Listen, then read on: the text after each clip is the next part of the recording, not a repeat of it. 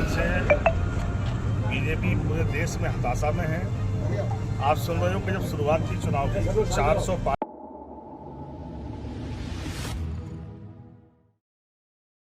पूर्व विधायक ने चुनाव को लेकर की प्रेस वार्ता। झांसी चिरगांव आगामी लोकसभा चुनाव को लेकर समाजवादी पार्टी के गरोठा से पूर्व विधायक दीप नारायण सिंह यादव ने गठबंधन को लेकर प्रेस वार्ता की, जिसमें उन्होंने कहा कि इस बार भाजपा 400 पार नहीं केवल 40 पार ही हो पाएगी, क्योंकि जनता अब जान चुकी है और जनता अब भारतीय जनता पार्टी के झूठे वादों को पसंद नहीं कर रही है। इस बार जनता ने अपना मूड बना लिया है और इंडिया गठबंधन पर अपना विश्वास दिखाएगी। झांसी से पंकज रावत की रिपोर्ट।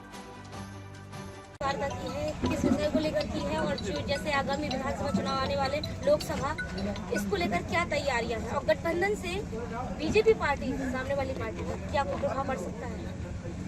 देखिए, गठबंधन से बीजेपी पूरे देश में हताशा में है। आप सुन रहे हो कि जब शुरुआत थी चुनाव की 400 पार की बात कर रहे हैं। अब जब से गठबंधन ने तेजी पकड़ी है, जनता का समर्थन और प्यार मिला है, तब से कोई 400 नहीं कह रहा है, अब तो 40 भी नहीं बोल रहे लोग। तो मैंने कहा कि मनोबल उनका अपने आप जिस दिन से गठबंधन बना है और जब लोगों तक पहुंचे हैं कार्यकर्ता मिलकर, लोगों में अपार उत्साह है, लोग उम्मीद भरी नज़रों से देख रहे हैं। पिछले 10 सालों में बड़ी बड़ी बातें और अच्छे भाषण तो मिले हैं, पर गरीबी बढ़ी है, गांव में कर्जा बढ़ा है, किसान की आमदनी दुगनी की बात की जा रही थी और कर्जा 5 गुना हो गया। लोग अपनी बेटियों की शादी नहीं कर पा रहे हैं। ये देश को बढ़ाने की बातें कही जा रही थी, एक गांव में अच्छा स्कूल नहीं है। आप ये जानते हुए कि देश की प्रगति की अगर कोई वजह है तो हमें अपने इस देश के जो मूल नागरिक हैं उनके बच्चों को पढ़ाने के इंतजाम के बगैर ये देश आगे नहीं बढ़ सकता। अगर जिन देशों से हमारा मुकाबला है वो बचपन से उस देश के बच्चों को अडॉप्ट कर रहे हैं, मुफ्त शिक्षा दे रहे हैं, समान शिक्षा दे रहे हैं, व्यवस्था अच्छी कर रहे हैं और वो देश आगे निकल रहे हैं। हमारे देश के लीडर कह रहे हैं हम देश को आगे बढ़ाना चाहते हैं। ये देश गांव में बसता है और गांव में अच्छे मास्टर आज भी नहीं है 10 सालों के बाद भी। तो मैं कह सकता हूं किसको धोखा दे रहे हैं आप? कहीं ना कहीं आपके फैसले बहुत सारे लोगों की। अच्छा, अभी देखा जा रहा है कई ब्लॉकों में कई गांव के प्रधान व जनता चुनाव का बहिष्कार कर रही है। तो मैंने कहा इससे बड़ी निराशा और क्या हो सकती? जो बड़े भरोसे के साथ कुल 100 दिन की बात कर रहे थे वो 10 साल निकल गए। 10 साल के बाद भी अगर लोग बहिष्कार कर रहे हैं तो फिर उन्हें अपनी राजनीति करने पर विषय पर खुद सोचना चाहिए। विधायक जी, डिप्टी सीएम कह रहे हैं जो है कि कांग्रेस जो है ये क्या नाम है इसका, कांग्रेस जो है क्या कहते हैं आरक्षण को लेकर जो है खिलवाड़ कर रही है। आरक्षण ओबीसी आरक्षण को लेकर खिलवाड़ कर रही है, डिप्टी सीएम का मानना है। इसको लेकर क्या कहेंगे? देखिए, सबसे पहले तो उनको यही बता दो, मैं तो सोचता हूँ डिप्टी सीएम एक बहुत महत्वपूर्ण पद है, उनको ये पता होना चाहिए कि ये आरक्षण की वजह क्या है। आरक्षण की वजह तो अम्बेडकर साहब हैं, या दूसरा कोई श्रेय ले सकता है तो कांग्रेस ले सकती है, क्योंकि आज़ादी के बाद जो सरकार बनी, जिस सरकार में आरक्षण की व्यवस्था बनी, वो व्यवस्था की शुरुआत तो कांग्रेस ने या डॉक्टर अम्बेडकर साहब ने की। इस देश की परिस्थिति को देखकर एक संविधान में उसकी व्यवस्था की कि कैसे हम इस देश के जो असंतुलन है, जो असमानता है, उसको कैसे हम पूरा करें। वही लड़ाई हमारी समाजवादियों की है। मैंने कहा कि हमारे नेता आदरणीय मुलायम सिंह यादव पूरे जीवन भर एक बात बोलते रहे, ये देश कब तब खुशहाल होगा जब गांव में खुशहाली आएगी। ये देश गांव में बसता है। जब तक देश के गांव में रहने वाले लोगों के चेहरों पर मुस्कान नहीं है, उनके बच्चों की पढ़ाई का अच्छा इंतजाम नहीं कर पाएंगे, जब तक उनके परिवार की आर्थिक स्थिति ठीक नहीं करेंगे, सारी देश की राजनीति अधूरी है। अच्छा, अभी सदर विधायक का एक बयान आया था, उसमें उन्होंने कहा था कि जमीनी कब्जा और लूट करने वाले आज कांग्रेस का हाथ पकड़कर चल रहे हैं। देखिए, ये तो आप जानते होंगे, जिनके पास कोई मुद्दे नहीं है, जो जनता के बीच में कोई काम नहीं गिना सकते, वो सिर्फ अफवाहें फैला सकते हैं। जिन बातों को लेकर वो तर्क कर रहे हैं, आप जानकारी करो असलियत क्या है।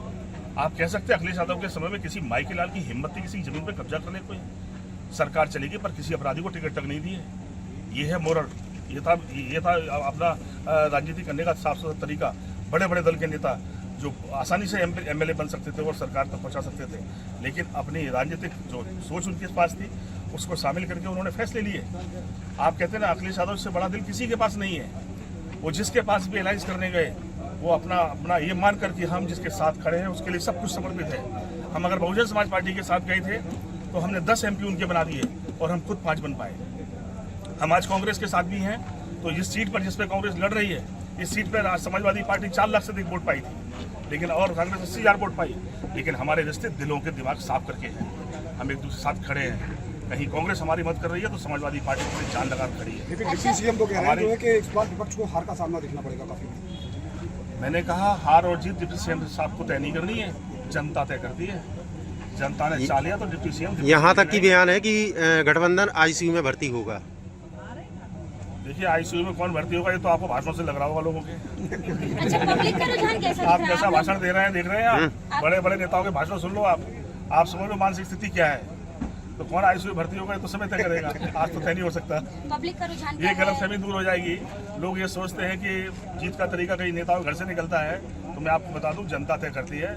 जनता चाहेगी तो जिसको चाहिए उसको बना देगी। अभी हाल ही में वार्ड नंबर 59 कैसा जनता का कैसा अपार समर्थन मिल रहा है। आप देख रहे हैं इतनी धूप है, इतने सारे कार्यकर्ता खड़े उत्साह के साथ और सरकार से, जालिम सरकार से लड़ रहे हैं। जो सरकार कितने जुल्म कितने साधन अपना रही है, उसके बाद भी उत्साह की कोई कमी है। तो मैंने कहा ना कि तो इंडिया गठबंधन का समाजवादियों एजेंडा का जो अपना बताएं इतिहास सर है, आप मैंने कहा इंडिया एजेंडा हमारा बिल्कुल स्पष्ट है। अभी जो आरोप सत्ताधारी पार्टी पर लगाए जा रहे हैं, जैसे कि अभी जो पार्टी चल रही है, तो जैसे कि महंगाई है, कई सारी जनता को समस्याओं का सामना करना पड़ रहा है। अगर गठबंधन की सरकार बनती है तो पब्लिक के लिए क्या किया जाएगा? देखिए हमने, हमारे दोनों पार्टियों ने अपने अपने घोषणा पत्र जारी किए हैं जी। और उन सब का एक मकसद है कि हम जब तक समाज को आगे नहीं बढ़ाएंगे देश आगे नहीं बढ़ सकता। जब तक किसानों की हालत हम ठीक नहीं करें, किसानों को कर्ज से बाहर नहीं निकालेंगे, उनके बेटों की पढ़ाई का अच्छा इंतजाम नहीं करेंगे, ये देश प्रगति नहीं कर सकता। ये कुछ बड़े लोगों की मदद करके हम देश को आगे नहीं बढ़ा सकते। मैंने कहा कुछ लोग इतने बड़े हो जाएं कि वो देश के बजट से बड़ा उनका खुद का बजट बन जाए और एक तरफ गाँव में लोगों के पास कपड़े पहनने को ना हो। ये कौन सी राजनीति हो रही है? हम समाजवादियों की यही लड़ाई शुरू से है। तो मैंने कहा कि समाजवादी पार्टी ये चाहती है कि असमानता कम हो और इसी के लिए पूरा संघर्ष आदरणीय हमारे नेता मुलायम सिंह यादव ने किया। वो इस संघर्ष आज अखिलेश यादव कर रहे हैं। सवाल ये नहीं है कि किसके दिल दिमाग साफ है, समाजवादी पार्टी के दिल दिमाग साफ नहीं होता। अखिलेश यादव किस हद तक इस सरकार को रोकना चाहते हैं, क्यों रोकना चाहते हैं? जिससे उनके फैसलों से लोगों का, गरीबों का नुकसान हो रहा है। सबसे ज्यादा नुकसान देश का हो रहा है, देश कर्ज में जा रहा है। तो हमने अलायंस करने की कोशिश की है कि हमारा वोटों का विभाजन ना हो पाए। अब ये नहीं तय किया कि हम आसानी से जीत सकते थे, पर सीट को कौन लड़ेगा। विधायक जी अभी हम दोनों मिलकर कैसे जीत सकते हैं, इसकी लड़ाई शुरू होगी। अभी डिप्टी सीएम के दौरे पर गरोठा विधायक जी ने एक बयान दिया था, उसमें आपके लिए कहा गया था कि भाजपा की शरण में आना चाहते हैं, इसलिए आपने पर्चा अपना निरस्त करा। देखिए समाजवादी लोग लड़ के मर गए, हमारे पुरखे मर गए, जेलें काट के फांसी के फंदे चूम लिए। भगत सिंह पहले समाजवादी थे, हमारे फांसी का फंदा चूमा था पर समझौता नहीं किया अंग्रेजों से। वो समझौता करते तो जान बच सकती थी। वही समाजवादी खून है हम लोगों के भीतर। हम किसी दल में जाने वाले नहीं। हम आपकी तरह राजनीति नहीं कर रहे हैं कि आप बीजेपी का सपोर्ट कर रहे हैं पिछली बार और आपके सगे साले दूसरी पार्टी से लड़ रहे हैं। ये किसको हराना चाहते थे बता दो, आप उनसे सवाल कर दो। एक आप वो घबराते इसलिए हैं, वो आरोप अपने इसलिए हमें माफिया बनाने की कोशिश करते हैं कि वो गरीब की बेटी को अपना नहीं सकते। मैंने अपने जीवन में 1000 गरीब बेटियों को शादी की है, कोई बिरादरी में मेरी बहनें ना हो। मैं हजारों बच्चों को पढ़ाता हूँ, 15 बोतल खून गरीबों को दिया अपना, लोगों का इलाज कराता हूँ।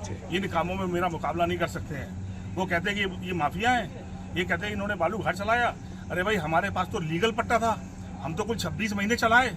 आप तो 7 साल से बिना पट्टे के सबसे पैसे ले रहे हो और मेरी बात झूठ निकल जाएगी। कोई चुनाव नहीं लड़ूंगा मैं, आपसे कहता रहा हूँ। आप समीक्षा कर लेना इस बात की।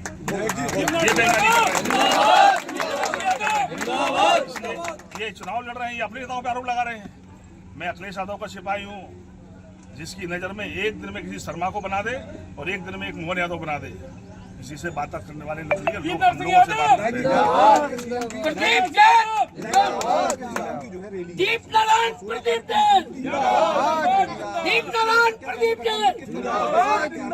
मुख्यमंत्री यहाँ रैली कर रहे हैं, इसको लेकर क्या है गठबंधन? मैंने कहा कि अगर रैली इतनी ज़्यादा करनी पड़ रही है तो जनता में भरोसा कमजोर दिखाई पड़ रहा है। ये घबराहट बता रही है। या तो जनता लड़ रही है चुनाव, रैली हो गई तो ठीक है, वरना रैली हो जाएगी वोट के दिन।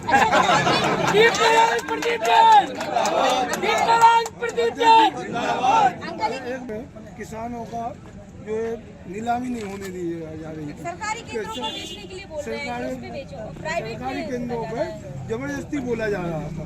उस दिन जब हमारे बलवान भाई श्री प्रकाश नारायण सैनी जी और अन्य लोग गए, जब किसानों का मुल्क मंडी पे नीलाम कराया, तो मैंने कहा कि हमारे कांग्रेस के साथी बरसों से लड़ रहे हैं। आप इनको तो देखो, आप कितने साल से सरकार में नहीं है और कोई झंडा नहीं बदला इन्होंने, दिलो दिमाग भी नहीं बदला अपना। ये इसलिए तो कांग्रेस समाजवादी पार्टी के लोग साथ साथ खड़े हैं। अच्छा दीपक हम जी, लोग बस परवाह नहीं एक करते कि आखिरी राजनीति में सवाल होगा क्या आपसे। हमारा। विधायक जी आखिरी सवाल, जैसे कि ईवीएम से जो चुनाव हो रहे हैं इसमें कितना मतलब सच्चाई है? ईवीएम से होना चाहिए इलेक्शन या फिर 100% पूरे देश को इस बात का भ्रम है, शंका है, आशंका है कि 100% ईवीएम में कुछ ना कुछ लफड़ा है। वही चीज मैं जानना लेकिन हमने कहा जनता आपकी बार इतने वोट डाल रही है कि ईवीएम फेल हो जानी है। चाहती हूँ। ताज़ा खबरों से जुड़े रहने के लिए हमारे चैनल को सब्सक्राइब करें और बेल आइकन को दबाना ना भूलें ताकि हर खबर की नोटिफिकेशन आपको मिलती रहे।